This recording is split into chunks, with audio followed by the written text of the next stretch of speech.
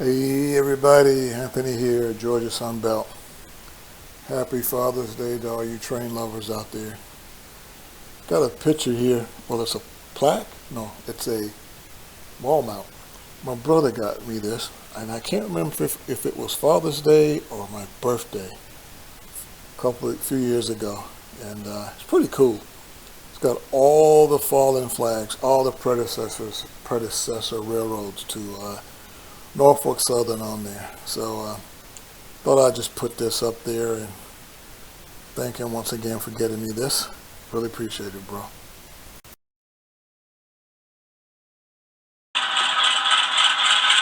I'll do a little run by mail call here if I get this train up the hill.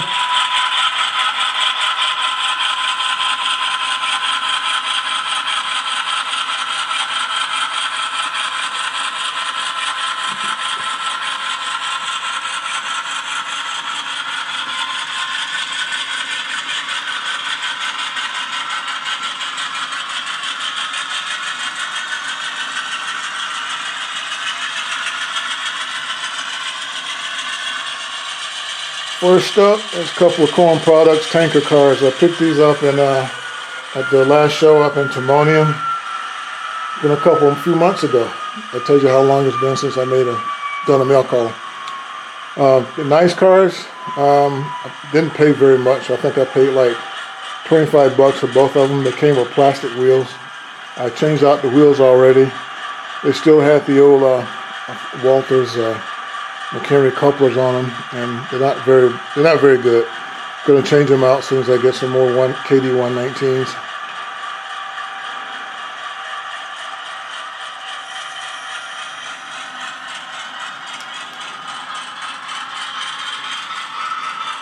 And next up, a couple of Exact Rail Chattahoochee Industrial Railroad boxcars. Of course, if you know much about that railroad, it was originated out in Early County, Georgia, so of course I had to get something with Georgia on it. The two gray ones are the early paint scheme, I think from the late 70s, or was it late 80s? Anyhow, one of them times. You know, I can't zoom in close enough to see where they marked in the Early County, Georgia on it, but there's some really nice cars. The third one is the repaint. I think they did sometime in the 90s. They kind of screwed it up, really. Made it plain Jane looking, but I got one anyway. I forgot where I got these from. I saw a hobby shop. I kept watching. Wanting the price to drop on down, so I can grab these, and finally it came down about $15-16 more than the original price was on them. And so I went ahead and grabbed them before somebody else got them all, and then I would have missed out.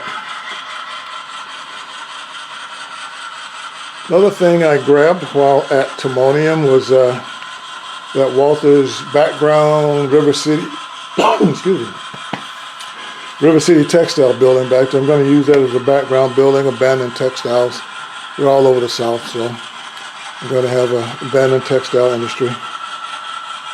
That one I picked up, the Merchant Row while we were in Strasburg. Hate you guys missed out on Strasburg, whoever missed out. We had a lot of fun. I grabbed that one at the Strasburg hobby shop. And while I am doing mail calls, I cannot leave out Mr. Jim Tedesco's mail call. If you watch his streams, his Thursday afternoon shows, you probably know that I got a bunch of his canoes. Well, I got a bunch of his canoes. He even named a business after me, Anthony's Canoe Shop. Thank you, Jim. But I've painted these.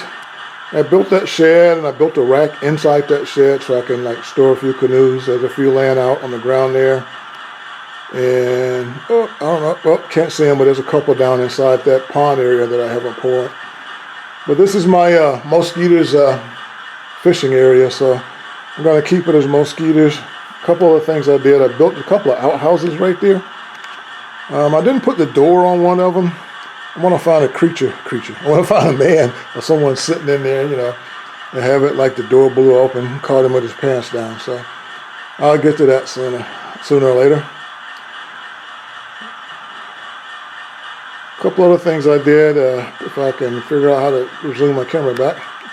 If you remember my neighborhood, I did plant some trees in the neighborhood. They are not glued in yet. They are Woodland Scenics classic trees that I grabbed from Hobby Lobby when it was practically giving away Woodland Scenics products. I guess they were discontinuing them, but anyhow, I was getting these trees for like $3 or $4 for a pack. So that's the end of the mail call portion. I have done a little more work in this area besides putting those trees in. Don't have a pointer, but let's see. Yeah, right in here.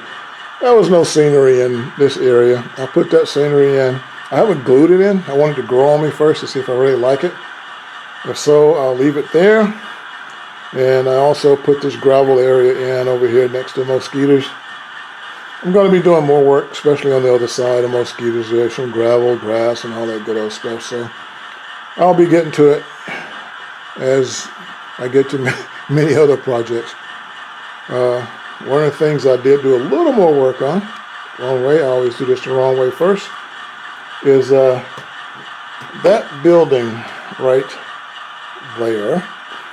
I did do some more work on it. The front's not glued on, the roof's not glued on. I put a floor in it. Going to put a partition in the front of the building because it's going to be up close to the layout. And I think I'm going to light it and make it like so you can see inside for an office building. So that's about it for downtown area. As I mentioned, that Merchants Row kit area, Merchants Row kit. I wish I could do this right the first time.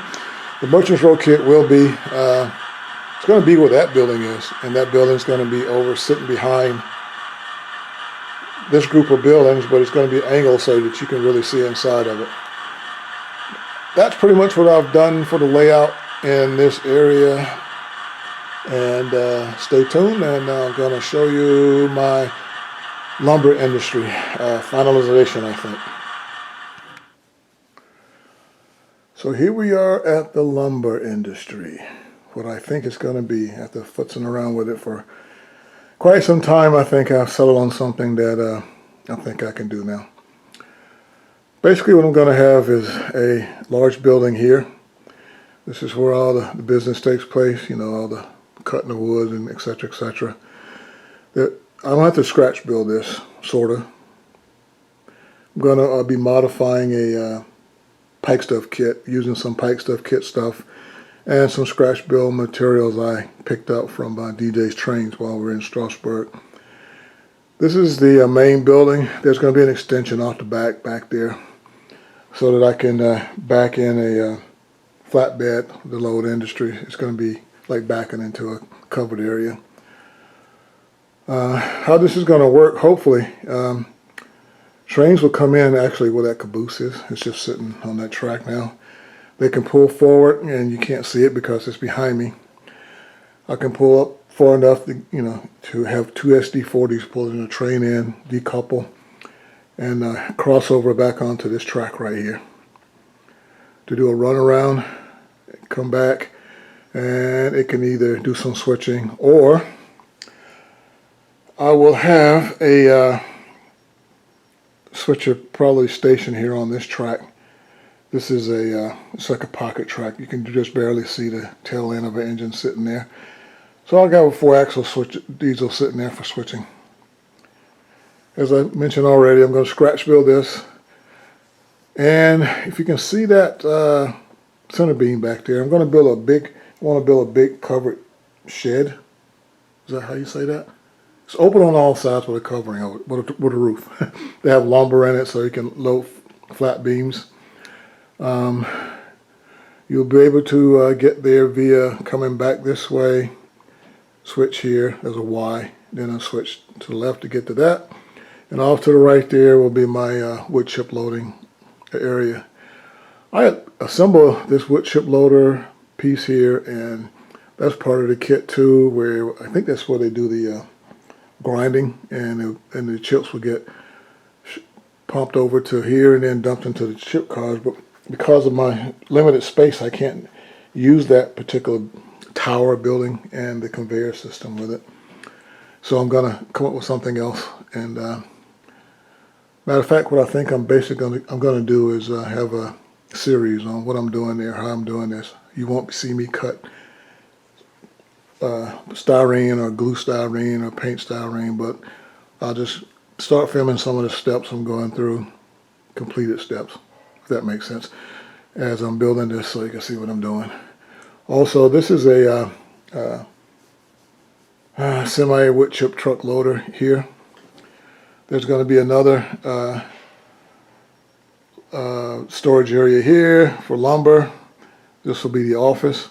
You'll be able to access everything. There's a road that goes back behind there, and it will access between those two buildings. So that's how I plan to operate my wood chip industry. Oh, I didn't mention that this area over here is just going to be where they're going to offload, you know, the not wood chip cars, offload the dang, I can't think, the cars with the trees on them. And there's an opening right there in this mock-up that I built from cardboard. I'm gonna have to build it like a conveyor.